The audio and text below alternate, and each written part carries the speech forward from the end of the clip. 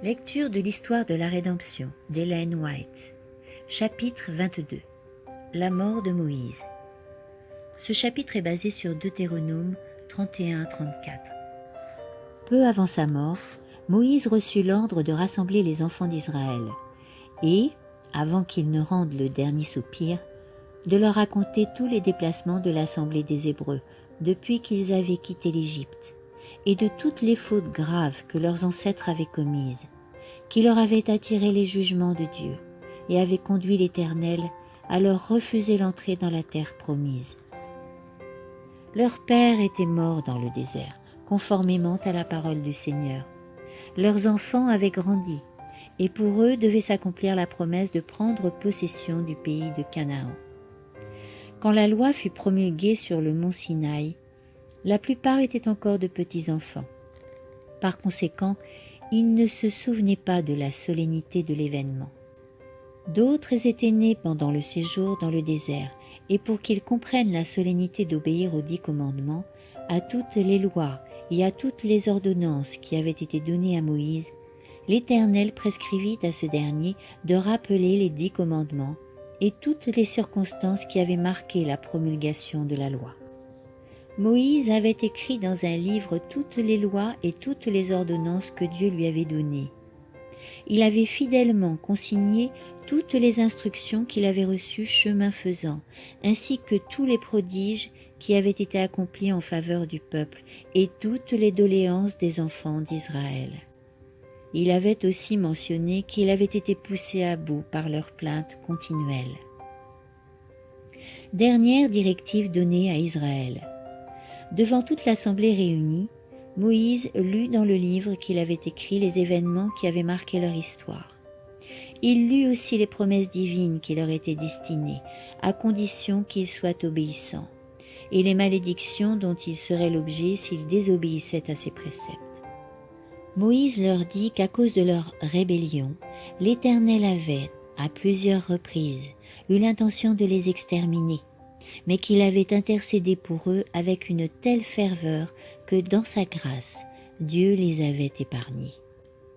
Il leur rappela les prodiges que le Seigneur avait accomplis devant le Pharaon et tout le pays d'Égypte.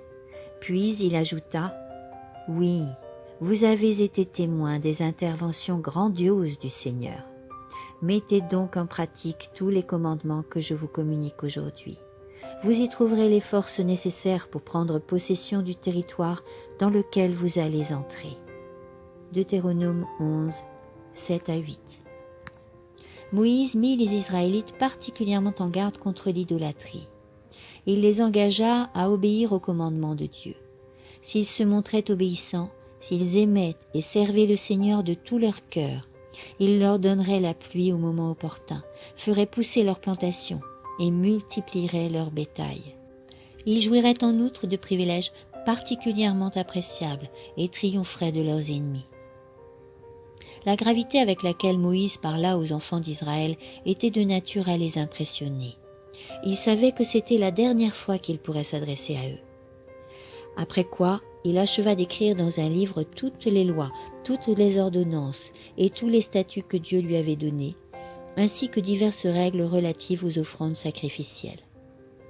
Puis, il remit ce livre à des hommes chargés d'un ministère sacré, en leur demandant que pour assurer sa préservation, il soit déposé à côté de l'arche, car Dieu veillait constamment sur elle. Ce livre de Moïse devait être conservé, afin que les juges d'Israël puissent s'y référer en cas de besoin. Un peuple sujet à l'erreur interprète souvent les exigences divines selon ses propres désirs. Aussi le livre de Moïse devait-il être placé dans un lieu particulièrement sacré, pour que l'on puisse le consulter dans l'avenir. Moïse conclut les dernières instructions destinées au peuple par un message puissant et prophétique, à la fois pathétique et éloquent. Sous l'inspiration divine, il bénit chacune des tribus du peuple.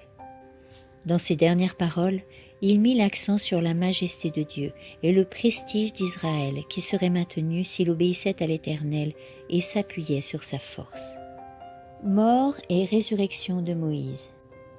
Des plaines de Moab, Moïse monta sur le mont Nebo au sommet de la Pisga, qui est à l'est de Jéricho.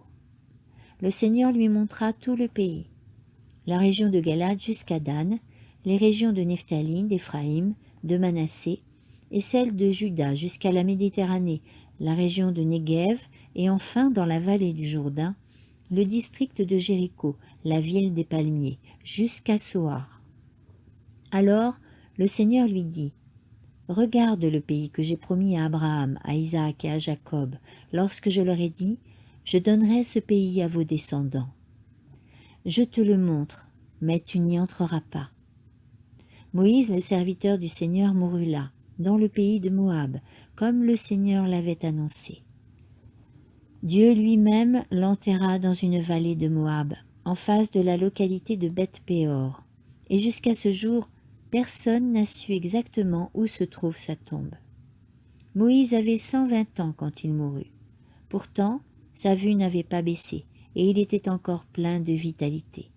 Deutéronome 34, 1-7. L'Éternel ne voulait pas que qui que ce soit accompagne Moïse sur le sommet du mont Pisga. Le vieillard se tint là, sur une éminence du lieu, en présence de Dieu et de ses anges. Après avoir contemplé Canaan avec satisfaction, il se coucha, tel un guerrier épuisé, pour se reposer.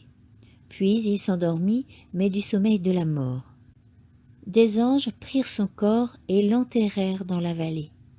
Les Israélites ne purent jamais trouver l'endroit où il fut inhumé.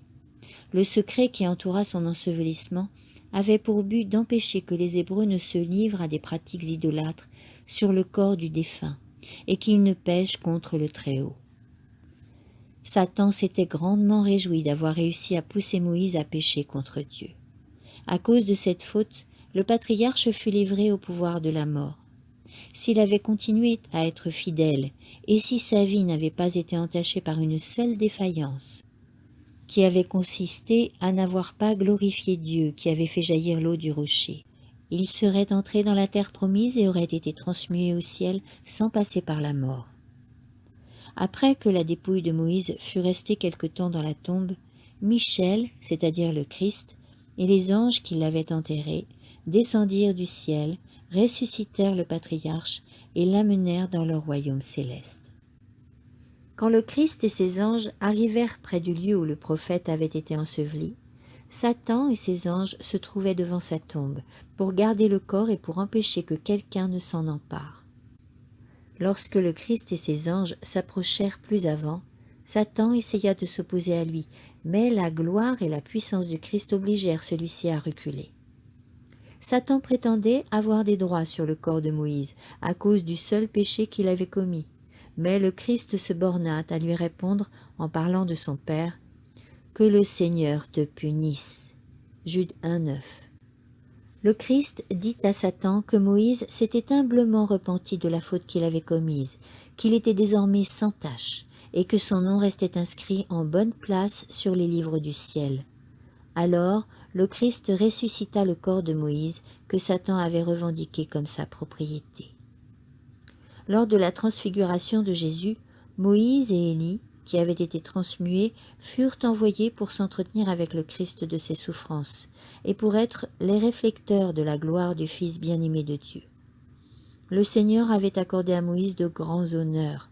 Il avait eu le privilège de parler face à face avec l'Éternel, comme un homme parle avec son ami. Dieu lui avait révélé sa gloire suprême, ce qu'il n'avait fait pour aucun autre mortel.